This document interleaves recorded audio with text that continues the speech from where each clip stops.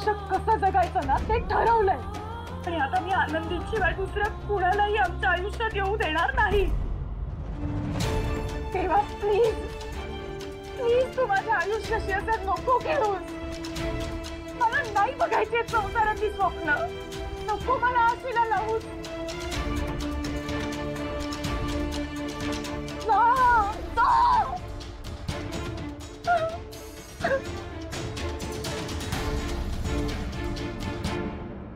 भावना नाही.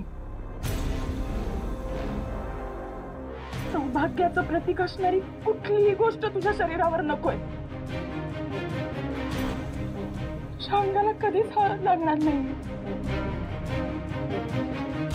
तुझ्या भांगेत कधीच कुंकू नाही भरलं जाणार आहे. तुझ्या हातावर कधीच मेहंदी नाही लागणार. तुझ्या गळ्यात कधीही मंगळसूत्र नसणार आहे. हे लक्षात ठेव देवा. प्लीज प्लीज हे लक्षात ठेव.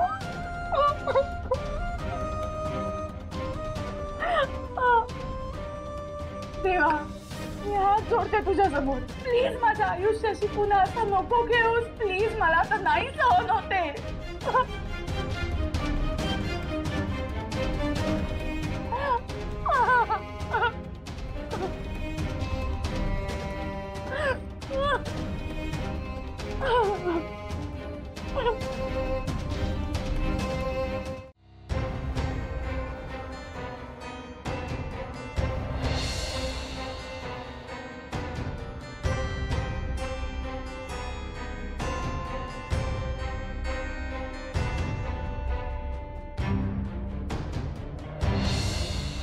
माझ्या बायकोला लावायचं कुंकू चक्क भावना मॅडमच्या कपाळी लागलं.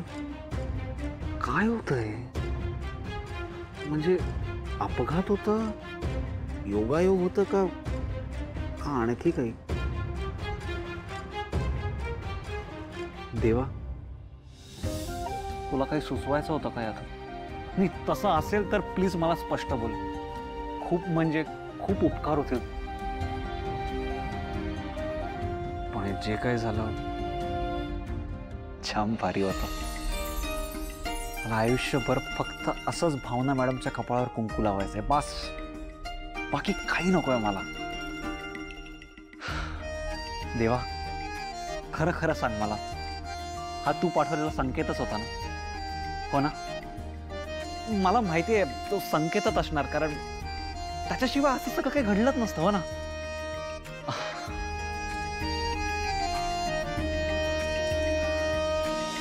अरे बघ बघ जरा, साखरपुडा झालाय तुझा. ह्या अंगठी मागे एक जबाबदारी आहे, ती निभवायला शिक. पण आई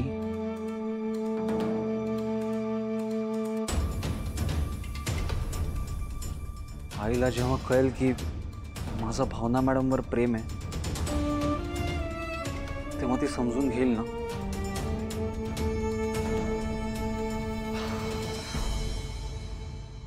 मला तरी वाटतंय घेईल समजून. आई माझं असं मन नाही मोडणार आणि मीच पटवून देईन ना तिला. सिद्धू मला असं वाटणारच ना. खायला खार आणि भुईला भार. मला माहितीये दादाला आणि हरीशला या बिन लग्नाचं या घरात राहिलेलं आवडत नाही. आणि आता त्यात माझ्या बरोबर आनंदी आहेत. त्यांच्या नजरेत येत असेल. नजरेत येतं म्हणजे आलं तर आलं. त्यांची जागीरदारी आहे. जेवढं घर त्यांचं आहे ना तेवढंच तुझंही आहे. जेवढा त्यांचा हक्क आहे या घरावर तेवढाच तुझाही आहे. आणि मी तर म्हणते जानूचाही तेवढाच हक्क आहे. मुली म्हणजे परक्याचं धन वगैरे हे सगळं जुनं झालं ग आता. आणि आता तर कायद्यानेही मुलींना हक्क दिले. मग तू असं का बोलतेस? नाही ग, हे सगळं बोलण्यापुरतं आहे वहिनी. आपल्या आजूबाजूची काही लोक अजूनही त्या जुन्या काळात जगतायत. आणि मी तुला एक खरं सांगू का, मला खरंच लग्न नाही करायचंय अगं.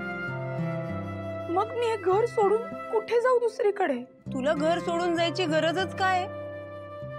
तुझं ठरलंय ना की लग्न नाही करायचंय, झालं तर मग तुला या घरातनं बाहेर कुणीही काढू शकत नाही आणि तुझ्यावर जबरदस्ती करू शकत नाही. भावना, मला कधी कधी तुझा इतका हेवा वाटतो ना. माझा? हो, मग काय. त्यांना सांगणार आहे की आम्ही पुन्हा एकदा भावनासाठी स्थळ पाहायला सुरुवात करतोय. तर त्याच्या नजरेत एखादं चांगलं स्थळ असेल तर कळवतील आपल्याला. लक्ष्मी, मला असं वाटतंय की या बाबतीत आधी भावनाशी एकदा बोलून घेतो. अहो, तुम्हाला माहिती आहे ना, हा विषय तिच्याकडे काढला तर ती आधी तर चिडेल, नाहीतर म्हणेल असं काही करायचं नाही म्हणून. म्हणून मला काय वाटतं, आता गुरुजींच्या कानावर घालते.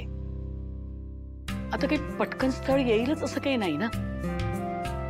पण त्यांनी काही सुचवलं, त्यातलं जर आपल्या भावनासाठी योग्य वाटलं तर मग पुढे पाऊल टाकू. मग तेव्हा बोलूया ना तिच्याशी.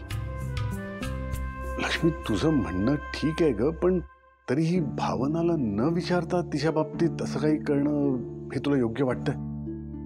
न विचारता करणं योग्य नाहीच हो. मग पण काय करणार, आपली पोटची पोर आहे ती. लवकरात लवकर संसाराला लागली पाहिजे इतकंच वाटतंय मला. लक्ष्मी, तुझी काळजी कळते का मला, पण असं काही व्हायला नको ज्यामुळे भावनाचं मन दुखावेल. तुमचं वडिलांचं मन कळतंय मला. मी पण आई आहे ना तिची. तिचं मन दुखावेल असं वागेन कमी. तसं नाही. काळजी करू नका. हं?